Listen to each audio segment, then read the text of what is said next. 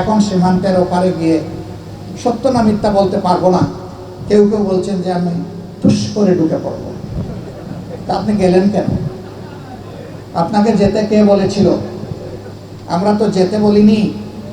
আমরা বলেছিলাম, আপনি সবসময় বলতেন আইন সবার জন্য সমান আর আদালত স্বাধীন।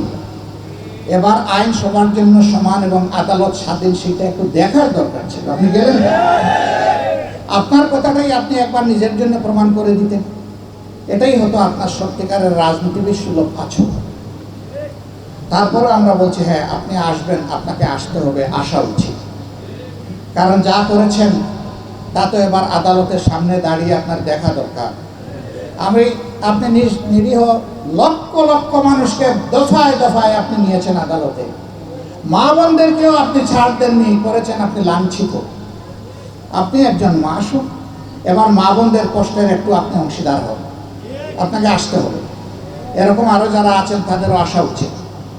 এবং এটাই হচ্ছে বিবেকের দাবি, এটাই হচ্ছে মানবতার দাবি।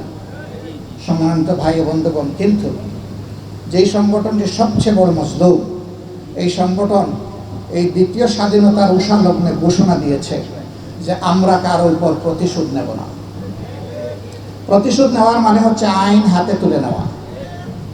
আইন যেখানেই হাতে তুলে নেওয়া হয়েছে সেখানেই বিশৃঙ্খলা তৈরি হয়েছে।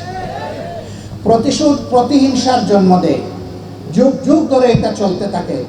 আমরা চাই এই নোংরা কাজের এখানেই পরিসমাপ্তি ঘটুক। তবে ন্যায় এবং ইনসাফের দাবি হচ্ছে যিনি যে অপরাধ করেছেন নির্দিষ্ট অপরাধের জন্য তাকে শাস্তি পেতে হবে, এবং সেইটি আইনি প্রক্রিয়ার মধ্য দিয়ে, বেআইনিভাবে নয়।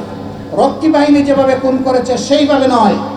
নব্যরক্ষী বাহিনী দিয়ে আপনি যেভাবে বাংলাদেশের মানুষকে আয়না করে টেনে নিয়ে অন্ধকারে মাসের পর মাস, বছরের পর বছর রেখেছেন, সেইভাবে নয়।